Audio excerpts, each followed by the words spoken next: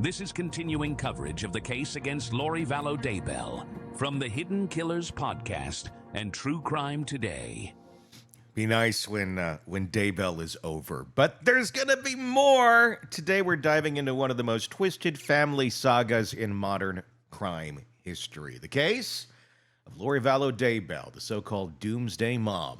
What started as a strange tale of religious obsession spiraled into a chilling series of deaths. Her children, her former husband, even her new husband's previous wife, for added measure, all gone. Lori's been convicted now in 2 states, but beyond the headlines and courtroom drama, we've got to ask, how does a seemingly loving mother come to believe her kids are zombies and that God wants her to help send them to the afterlife? You know, like a good loving mom does. To help us unpack the tangled mess of delusion, manipulation, and likely undiagnosed mental illness at the heart of all this, we're joined by psychotherapist Shavaun Scott, who's seen the kind of psychology that turns ordinary people into self-proclaimed prophets of destruction. Shavaun, to kick us off, is this a case, now that we've gone through another trial, of, pure evil? Or is this someone who's truly lost herself in a dangerous belief system? And what's the line between delusion and calculated destruction here? Yeah, fortunately, we don't see many people like her in the world. Mm-hmm. So it's kind of a rare combination of somebody who, some of the evaluations, I've read summaries about her mental health. And again, I have not met with her, but these are people who have met with her, and there were some summaries online. Somebody who had a pre-existing personality problem with traits from narcissism and histrionic, which means attention seeking, somebody who really, can manipulate people just for the sake of attention. And of course, narcissism, that's a big one to unpack, but somebody that is always out for themselves and manipulates and uses people. A lot of negative qualities with that. So somebody that had this pre-existing long-term personality type, who then in her 40s became delusional. And delusional disorder it's kind of confusing, so I'll break it down a little bit. Okay. Because delusion means you have bizarre beliefs that absolutely cannot be true. Mm-hmm. And it's different from something that's a brain disease like schizophrenia, because that's where somebody also has a lot of confusion, loose associations. They don't make a lot of sense when they talk. And, those are the people on the street talking to the telephone pole or ranting, to invisible people that they're seeing that no one else can see. But delusional disorder, the person can look very normal in most of their life. And they may function well in a career or an occupation, or they may do a fairly good job of raising their kids, except for this one area. And she became increasingly religious starting in 2017. She'd always been religious in the LDS faith, but became obsessed, and these bizarre things that were out of, the canon of the church. Family members noticed that she was becoming increasingly odd. And so delusional disorder like that allows people to still function. You don't look at them and immediately know they're crazy. But this content of the delusions for her is grandiosity. She thinks she's a goddess. She's an ascended being. She talks with angels and Jesus all the time. So things that we would look at, okay, this is out of the norm even for a religious person. It's too extreme. And then, of course, when she met Chad Daybell, who also had delusional disorder, the two of them fed off each other and developed this paranoid sense that the zombies and the demons were after them. And it was a terrible combination, the two together, terrible combination. And then with her pre-existing personality problems, with this layered delusional disorder on top, it's, very dangerous. Is there something, and I'm sure it's different in every case, but is there something that triggers the delusion disorder? How seemingly 1 month they can be, they can look at something that would be crazy and go, that's crazy. And then the next, it's like, oh, totally normal. This makes total sense to them. Is there something that triggers it, pushes them over an edge, where suddenly, black is white and white is black, and they seem to not be able to comprehend that just not that long ago, what looks crazy is now completely healthy and normal. Yeah, I don't think we can identify that there's something that causes it. That's a great question. We would love to know that. But it does seem to be a disorder of the brain, and there are probably genetic factors. Most kinds of severe mental illness like schizophrenia develop in the late teens or early 20s, but delusional disorder seems to kick in the 40s, and we don't really understand what is it possibly about the aging brain that Hmm. sets some of this off for people. Is it literally just like the pathways are firing to the wrong places, and then the human, as it comes out, it's just okay? It feels like this is the right place, so I'm just going to go with Yeah, this, and then everybody else yeah. seems to be completely off except for them. Yeah, it's an alteration in their thinking process, in their way of perceiving the world, and it's relatively uncommon, but fortunately uncommon. When they're getting pushback, like from the rest of the world, like Lori Vallow certainly has, do they recognize that? I mean, do they go, wait a second here? People used to be like kind of on my side, or I could like integrate into society just fine, and life was fine. But when suddenly the whole world looks at you and goes, you're wrong. You're just completely off. Why does that not somehow kick something off in their brain to go, maybe we should reevaluate? If everyone Yeah. is suddenly telling us we're wrong, maybe there is something wrong. I think when most people, if suddenly you're really off on some way of thinking that, and you don't have just delusional disorder, but somehow you perceive something one way and, oh shit, I'm really wrong on that. They never have that moment. It seems like No. it never happens, and they somehow believe it's them against the world. Exactly. And it's that paranoid quality that makes them so dangerous. It Hmm. really is them against the world in their thinking. And it's almost like the more that they're confronted with, this can't possibly be true, they double down, and then everybody else becomes the enemy. And we know in Lori's case, Charles, her husband, was trying to get through to her and trying to be logical and trying to be rational. And what ended up happening to Charles, Yeah. they killed him. And one could go on and say that had this been unchecked, there would have been other deaths that followed, because anybody who opposed her was going to die. I know we don't see this type of disorder, at least to the level that Lori Vallow Daybell has shown it on a common level. But are there a lot of people out there that are just kind of waiting in wake, where it's not even like up to them, but it's like they're just kind of a step away from getting to Lori's level? Folks who are hyper religious, and I'm not trying to knock religion here, so nobody take it that way. But some Mhm. folks are just super hyper religious to the point where, and this is my own experience of seeing an individual in my world a while back, someone I was close to in a romantic relationship, who was very religious, but had, and I've seen it in other people too, this complete lack of care for life or death, where they believe they're not of this world. They will literally say that. There's Mm, things where everything is the enemy. Anything negative is the enemy. It's the devil. right, right. And they're reckless. I would see it in driving patterns. I would see it in just ways of putting themselves in dangerous situations where death could occur, for themselves or others, especially if they're like in a Mm, driving type situation. That to me felt a bit delusional, where they're mhm. willing to kind of put their life on the line because they're good with death at any moment in time. They're not there to live this life because they think the other side is all of it. And everything here, I've checked the box, I'm done, I don't want to be here anymore. I mean, some would look at that as suicidal, but Mhm. it's not quite like that. It's more like, well, when God takes me, he takes me, and that's just how it's supposed to be. Never Mhm. mind, I'm, going the wrong way down a highway or something like that. Wow. Yeah. That sort of thinking.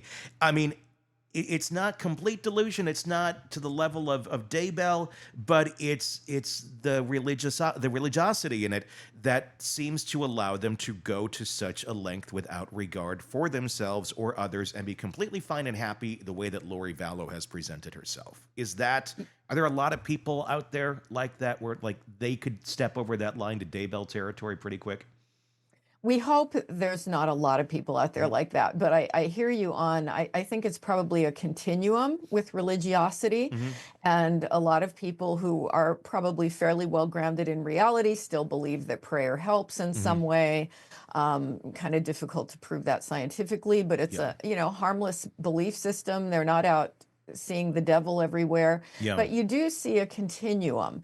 And I think that's one of the difficult things is, how do we know where to draw the line between something has veered into dangerous category? We do see a lot of cases. We've had some in Oregon where people who believe in faith healing and are very religious have allowed their children to die because Mm-hmm. they've denied them medical care, and they end up prosecuted and usually convicted. Mm-hmm. And so at what point does society step in and say, you're endangering people here? It's a very tricky gray area, and people can debate about it a lot. Sure. Were you surprised? At least I was about this. The lack of religiosity that she intertwined into her questioning, her lines of questioning on Mhm, cross mhm, in this trial. She didn't mhm. present any sort of defense. I was kind of surprised by that. But she didn't go into crazy territory. And when she did talk about Nephi from the Book of Mormon, it wasn't in any sort of extreme ways. It was just, why do you think I'm only going down the road of where God commands him to kill people? There's all these other books of Nephi and all these other things that he did. Why do you think that this is the only road that I would be going down? She didn't get into zombies. She didn't even entertain No, these things. yeah. And I was kind of surprised by that because that's not the Lori Vallow we all know and love. Hmm. Um, it to me showed a sense of control. It showed a Hmm. sense of awareness that I didn't Hmm. think she had, Hmm. where she knew if she went down that road, it seems it wasn't going to play well to a jury. And Yeah. and the jury wasn't going to see it from her perspective. I was kind of thinking she was oblivious to what the jury thought, and she was going to use it as a platform to preach. What was Yeah. that? I mean, Yeah. the consciousness of it was a little spooky because it made me think maybe Lori is in a little bit more control than we all think she is.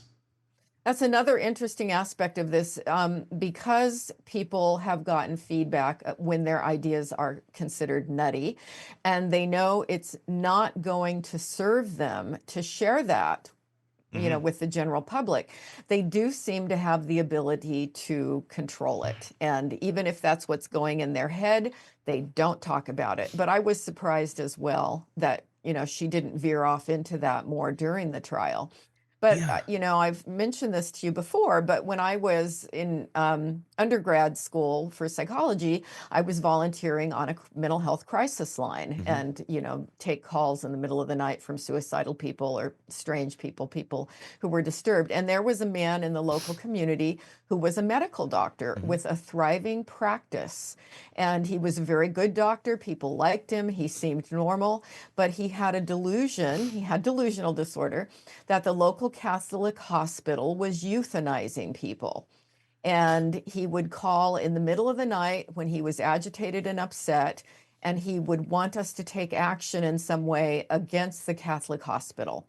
And so he would write letters and he would do all these, crazy things. Obviously, the Catholic hospital was not euthanizing people, Hmm. but this was something he really did believe, but he was able to keep it contained and still function in a medical practice and do a decent job. So that was one of the strangest cases that I'll never Yeah. forget. Yeah. I mean, and is that dangerous then to have somebody like that in the position they were in, where clearly he was separating it, for a Yeah. long time, maybe forever, but Yeah. the fact that he's like one, whatever iota away from seemingly I could see something going wrong in his medical practice or something, and suddenly he's, integrating some other weird belief over there, and nobody's catching on until it's too late, and he's euthanizing people or Yeah. something. I Right. mean, it Something seems like weird. it could go bad very, very fast. Yeah. I mean, if you have somebody with delusional disorder, um, should they be in medical in medicine, or should they be? I mean, are they qualified to be in really much of anything that where there could be a risk to human life? Yeah, no, I was very concerned at the time and took it to a supervisor. And I think because of confidentiality Mhm. and no imminent danger, I don't think that we could report it Yeah. or, do anything. But yeah, very concerning. You don't want your doctor to be delusional. You Hmm. really don't. No, no. Let's talk about histrionic disorder. I know more about it too, but I don't know that the audience knows a ton about it. It's gotten thrown around a lot with Lori. I know that she was diagnosed with it as part of her whole cluster of things. Explain that better. I know grandiosity is a huge thing to it, but what is kind of the general definition of it, and how does it apply to Lori? Yeah, people who can be very dramatic and do very big emotions, but they're very superficial. And typically women with histrionic personality are flirtatious. And I have often thought about Lori, the way she engages with people, even the way she engaged with the police after Charles' death, and kind of flirty and giggling. There's this undercurrent of sexuality that they tend to leak. Even when they get very old, you'll see, people in their 70s and 80s, and they've still got this girlish little coquettish manner. Hmm. And that's certainly something that I've seen with her. There were even times in court where she just kind of does this little voice and does this little flirtatious kind of routine.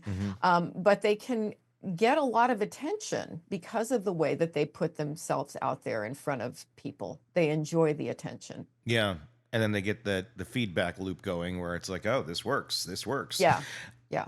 Do they, I mean, obviously, a lot of these things are very debilitating. A lot of times people don't recognize that they have them, don't seek help, and, end up people we get pushed out of their lives and they just kind of go from like a tornado from one place to the next until people catch on.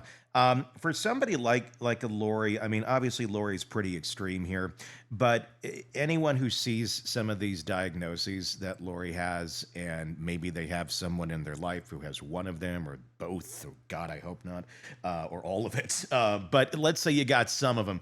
I mean, is there much treatment? Is there ever pulling anybody back from a delusional disorder through therapy, through medication, through anything? Or sometimes is it just, look, this is the road they're on, this is how their brain works, and we don't have a way to correct it at this point?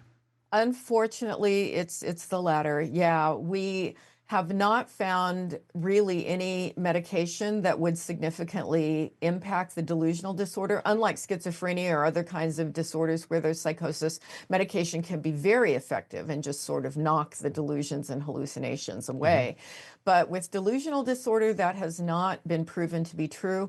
And they're not open to therapy because if the therapist tries to give them an alternate version of reality, well, then they flush the therapist. Hmm. Then the therapist is part of the zombie troop or whatever. They do not want to hear reality. And so they're very resistant to talk therapy. Medications don't seem to work. They're just who they are. And I think with things like narcissism and histrionic personality, I will say sometimes they can succeed in Hollywood. You know, I think you do see a lot of celebrities who Yeah. are very attention seeking, very sexual, very Yeah. flirtatious. You watch the awards shows and you look at what people are wearing and you go, okay, that's a little attention seeking there. Yeah. But, for having somebody in your life with these qualities, you're just stuck with them. And usually it's the family members who go to therapy to go, oh my God, my sister or my mother's driving me nuts and I don't know what to do about that. And we can help the family members. Yeah, to try and cope with what Yeah. they're. It's like Al-Anon, but it's for this, Yeah, essentially. exactly. Yeah, award show, like the most personality disorders under one roof at one Yeah. time that have not been diagnosed or accepted. Yeah. Were you surprised at all by some of the things that she was saying in trial? What she was trying to justify, I thought was interesting, specifically about her reactions to what took place the day that Charles was shot. Her story in court, and it seems she planned this out. Like, okay, I'm going to say this, and everyone's going to think this is great. Mhm. Was you do know that when someone's under a lot of stress, they get dehydrated. So that was the justification for Burger King. That and Charles had promised the kids that, oh, we're going to go get Burger King, and then he's dead. So she has to make up for that taking to Burger King, and she got water because if you're stressed, you need the water. Hmm. In her mind, when she's in that cell, is she thinking, damn, that's going to land good? People are going to hear that, and they're going to be like, oh, well, that explains all of it. Exactly. Did she think that going in, or was she just in her state just throwing things at the wall at that point? Yeah, it shows this little cunning quality she has, this manipulation. And she comes up with these things that sound absolutely ludicrous, but I think she does convince herself, well, of course, this makes perfect sense. The other thing that I thought was, well, her story, this wasn't any sort of planned killing. This was just a family tragedy. Mm-hmm. And so we're all supposed to have empathy. Oh, how sad, a family tragedy, Mm-hmm. which is completely bizarre. Her hand was in all of this, in Mm-hmm. all these deaths. Yeah, I mean, the family tragedy. The thing is, I think she believes it's justified. The family tragedy is filled with delusion, and that's the Mhm. problem with it. I think she views it as a family tragedy, but I think the tragedy in her mind is that Ned Schneider is possessing Charles, Right, and then he has to die. It's so tragic right. that he had to be killed because Ned Yeah. Schneider is. It wasn't that your brother killed your husband Mhm. out of whatever that was. Let's talk about that relationship a little bit. A brother that goes to that extreme for his sister, and let's assume that there wasn't imminent danger here. I don't think Charles was attacking anybody, Mhm. but Alex thought this is the time to take him out, and I don't know that Alex was as delusional as she was. It's hard to know. He's dead, Hard to know. obviously. Mhm. But the fact that he was kind of her henchman, what do you think was going on there? Really, really weird family relationship, huh? Because it sort of smacks like a cult member, Mm-hmm. like somebody who is so under the control of one of these, really powerful, emotionally powerful people. And Lori and Chad certainly fit the profile of cult leaders. Mm-hmm. And it's sort of like he just bought into it and was there to do their bidding and meet their needs, and found a great deal of identity from his role and felt important. It's certainly just another layer of bizarre that a brother would murder the way he did. And there's been a lot of talk over the years because it just seems like you're too close. You're too close to your sister. This is weird where you're going. I mean, I don't have any siblings, so it's hard for me to relate to people with siblings. But just from the outside, you look and go, okay, of course you're going to be there for your sibling. You're going to look out for them. You got their back, that sort of thing, if you're in a good relationship. But to this level, it made you really wonder what else is going on here. And there Mhm. had been reports from people who had witnessed their interactions over the years at get-togethers and such. I'm sure there was green chili chicken enchiladas going on. As we know, Lori's a great cook of those. That's one of the major points we learned in this. And they allegedly, there was a lot of faux sex play, if you will, where Mhm. it looked, they'd be joking and acting out sex acts on each other, brother and sister, to be funny. What the Mhm. hell's going on? If you're doing that, that's a little odd. Is that not? If you're doing that with your sister and not like they're doing it in public or anything, but the fact that you're even emulating this in front of other people, that can't be healthy. No, it's completely creepy, non-clinical word, creepy. Yes, But yes. yeah, yeah, really pathological and a huge red flag. And yet nothing about this case would surprise me. So Yeah. Uh, when you see siblings, and I'm not even necessarily speaking about this case in general, but are there cases where you see siblings, a brother, a sister, whatever the combination may be, where that's going on, and it kind of explains some of the devoted behavior to such a weird degree where they almost kind of take on the role of partners to each other, like what you consider like a romantic partner, but they've somehow deluded themselves to thinking that, this is how this is. I mean, I get it. I don't get it, but you get it like out in the sticks or something where it's like, okay, this is kind of an inbred family. But the ones that are like out there, every day in real life, like Lori was, like Alex was, does that exist? I'm sure it does to some extent, but do we see that where there's that weird level of closeness, and somehow that's the bond that keeps them together? Yeah, you certainly can see it, but I don't think it's as common. There's certainly incest between siblings that happens, but it's usually it's usually the older brother, significantly older brother with a little sister. Something is going on, and that's traumatic. Yeah. That ends up pushing people apart and causing chaos in the family. But to have an enmeshed, almost romantic couple bond between siblings, more rare. But yeah, it's certainly possible, and that would explain a lot of his weird devotion to her. Yeah, it does. It certainly makes you wonder. I think we'll never know the answer to it. I know I've talked with the normal brother, the healthy one. Yeah. And he has said he never believed he saw that. He never thought that was going on. But you only see so much. He wasn't super connected to a lot of them for a long period of time. So I know it makes you wonder. I don't know that I want to know the answer, but it certainly makes you wonder. Yeah. If true crime is your obsession, we've got you covered. Press subscribe now to the Hidden Killers podcast and True Crime Today for nonstop coverage, expert insights, and in-depth analysis.